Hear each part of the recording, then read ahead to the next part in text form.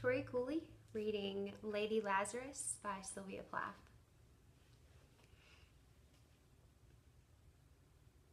I've done it again. 1 year in every 10 I manage it. A sort of walking miracle, my skin bright as a Nazi lampshade, my right foot a paperweight, my face a featureless fine Jew linen. Peel off the napkin, O my enemy. Do I terrify? Yes, yes, Herr Professor, it is I. Can you deny the nose, the eye pits, the full set of teeth? The sour breath will vanish in a day, and soon, soon, the flesh the grave cave ate will be at home on me, and I, a smiling woman. I'm only 30, and like the cat, I have 9 times to die. This is number 3. What a trash to annihilate each decade, what a million filaments. The peanut crowd crunching shoves in to see them unwrap me hand and foot, the big strip tease. Gentlemen, ladies, these are my hands, my knees. I may be skin and bone, I may be Japanese. Nevertheless, I'm the same identical woman. The first time it happened, I was 10. It was an accident. The second time, I meant to last it out and not come back at all. I rocked shut as a seashell. They had to call and pick the worms off me like sticky pearls. Dying is an art, like everything else. I do it exceptionally well. I do it so it feels like hell. I do it so it feels real. I guess you could say I have a call. It's easy enough to do it in a cell. It's easy enough to do it and stay put. It's the theatrical comeback in broad day to the same place, the same face, the same brute amused shout, a miracle that knocks me out. There is a charge for the hearing of my scars. There is a charge for the hearing of my heart. It really goes. And there is a charge, a very large charge, for a word or a touch or a bit of blood or a piece of my hair or my clothes. So, Herr Doctor, so, Herr Enemy. I am your opus, I am your valuable, the pure gold baby that melts to a shriek. I turn and burn. Do not think I underestimate your great concern. Ash, ash, you poke and stir, flesh, bone, there is nothing there. A cake of soap, a wedding ring, a gold filling. Herr God, Herr Lucifer, beware, beware. Out of the ash I rise with my red hair, and I eat men like air. Whew. That's chilling. This poem is intense, to say the least.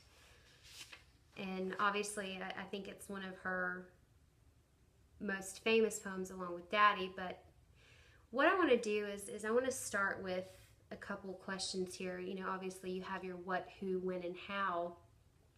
And in my personal opinion, I feel like this poem can be broken down into 3 different sections, a beginning, a middle, and an end.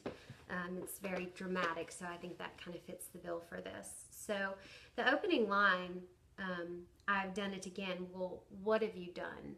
For the first, half of the poem, it's fairly ambiguous as to what she's talking about. By the end of it, it's clear, that it's a suicide poem, but a lot behind it, a lot going on. So we don't know what she's done up until, I guess maybe the 5th stanza, where she starts to, in 7th, where she says that like a cat, I have 9 times to die. So you think, okay, did she die? But you don't really know that it's suicide just yet. So in the first, she caught a lot of flack for this poem, especially for the Nazi and the Jewish references, because she wasn't Jewish. Her mother was Austrian and her father was German. So she definitely isn't Jewish, but I feel like she uses the Jewish reference here in the Holocaust in order to convey the great pain that she is in. She feels like a victim for whatever reason, maybe. But so that's what that is. And then also the paperweight and the lampshade. Those are references to when they gassed the Jews. Afterwards, it was rumored that they made the body parts into lampshades and paperweights and so forth. So a lot of references to that. That's definitely a big theme in this poem. So I would say the first part of the poem would be stanzas 1 through 7. So and that's in the first half of it is where she's playing the victim. She's, comparing herself to a Jewish person with fine Jew linen, her face. So she's playing the victim. And then you go over to stanza 8 is where she starts gaining a little bit more momentum as far as her confidence goes. And this middle section of the poem, I would even say it comes off as a bit arrogant maybe, but sometimes your most arrogant people are usually, troubled on the inside, so they're not, it's just a facade. So she starts in like a cat, I have 9 times to die, but then she also kind of beats herself up a little bit, I think, when she says, what a trash, like, oh, I'm trash to do this, but I'm doing it anyway. And then the peanut crunching crowd line is very aggressive. She thinks that she's something special, like, oh, everyone wants to see, they're going to shove in to see them unwrap me hand and foot. And, let's see.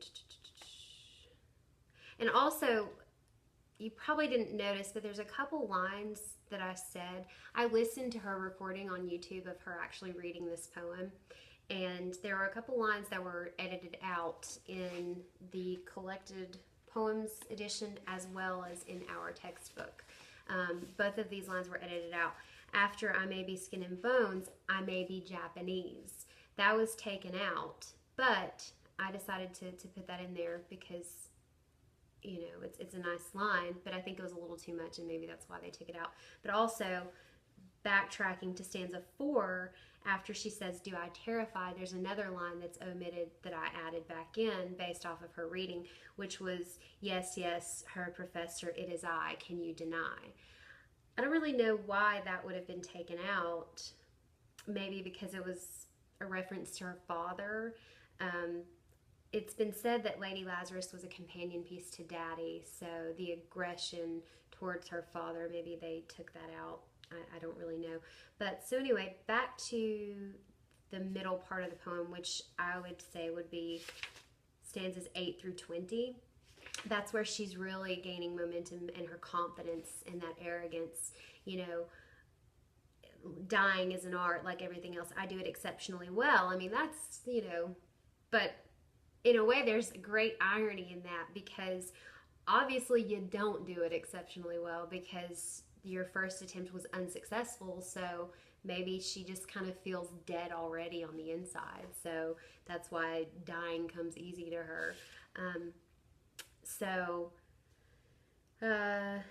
But yeah, so she's starting to feel a little bit more powerful.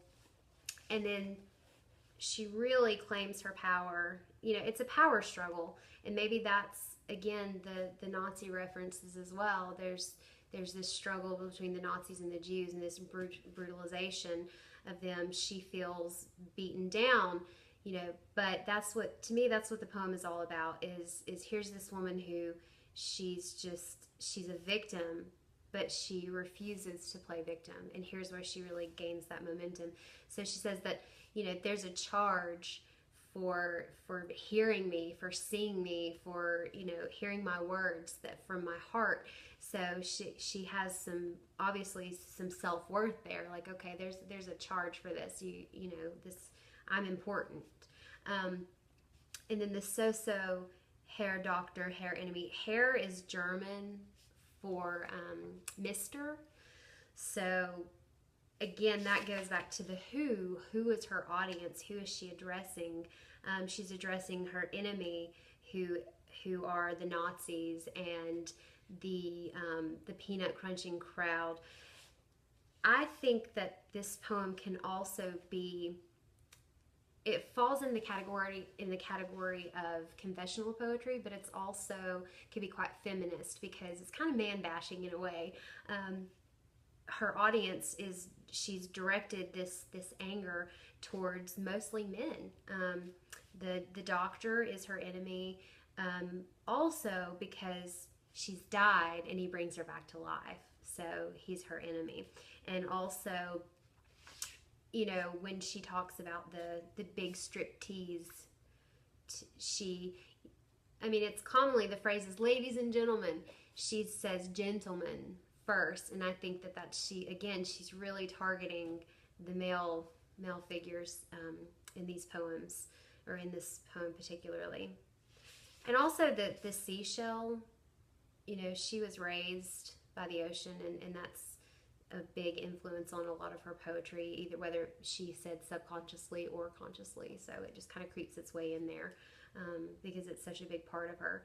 So, and then the end of the poem is where she really, stanzas, the third section, stanzas 20 through 28, she is a force to be reckoned with. She totally claims her power back, and with the lines, hair God, hair Lucifer, beware, beware. She's, look out, this lady is, hell hath no fury like a woman scorned, right? So out of the ash, she is going to rise with her red hair, and she's going to eat men like air. That's pretty violent.